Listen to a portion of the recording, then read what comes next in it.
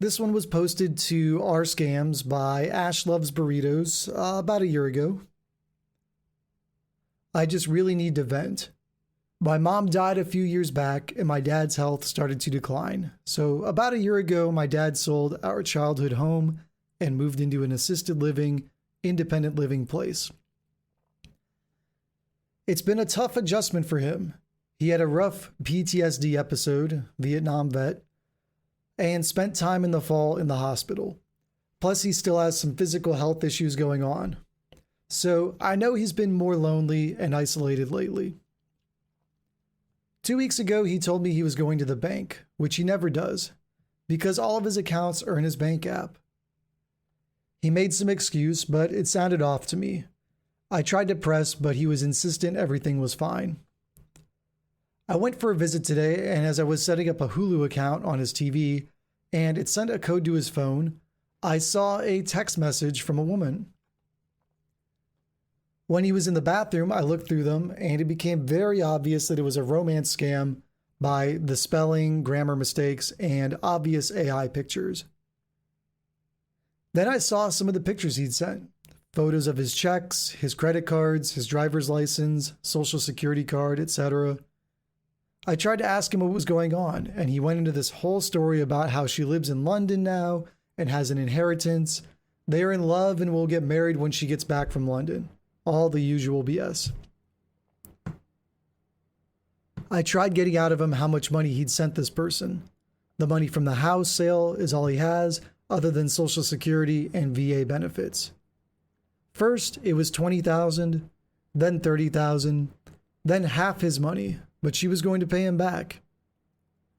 He's even been warned so many times about this kind of stuff. I was just in total shock. He normally isn't the type to fall for something like this. He kept insisting she was real, but I showed him reverse image searches and tried explaining romance scams. These have been easier to fall for with AI. I told him we should go back and talk to my sister, his power of attorney, and talk to the bank and make a police report to stop anything else from happening. We called my sister, and at first he agreed to allow me to take his phone and bank statements to the police station, but he didn't want to go. My sister was going to try to contact the bank. When I went to leave, he flipped out instead. He kept insisting that she's real and he's getting his money back. I just kept walking. At 79 years old, he starts swearing at me to give him his phone back, and he grabbed me really hard by the arm. He told me I was crazy. So I left with the phone, and then I saw the police station had already closed. I went straight to my sister's house with the phone after. Since she is the power of attorney, I wanted her to get involved and see if she could still access his bank account so we could figure out what was happening. After her and I went through the messages and saw his bank account, we learned he's lost all of his money. There's nothing left. We don't even know how he will pay his rent in a few days. She has all of his bank accounts, his credit cards, personal information. She was writing checks, opening up cards in his name, etc., all the usual. She even has his Social Security and VA money going into different accounts somewhere. They started talking in January, so we were so many pictures and messages and stuff to go through, trying to get a timeline or idea on how the damage happened. We were about halfway through the message when the doorbell rings. It's my dad. He came in pretty upset, but not raising his voice. He didn't want to sit down so we could come up with a plan. He just wants his phone. We tried explaining that this is all fake, all your money is gone, and we need to work together to come up with a plan. We need to call and freeze his credit and change all of his passwords. Instead, he started yelling at me and asked when I was coming back to fix his Hulu. He said it's my fault he had no dinner because he had to drive out here. It's like it doesn't even connect in his mind that all of his money is gone and will have nowhere to live soon. He just wanted his phone. My sister and I said we'll go to the bank and police station tomorrow. He could have it back in the morning. He got even more mad just obsessing about the phone. I said I was worried about him, and he told me to go worry about my own life. I walked outside because I was getting heated up and I was going to lose it, and my niece and nephew were upstairs. While I was smoking outside, I could hear yelling coming from inside the house. It was my brother-in-law. I ran as fast as I could to see what was going on.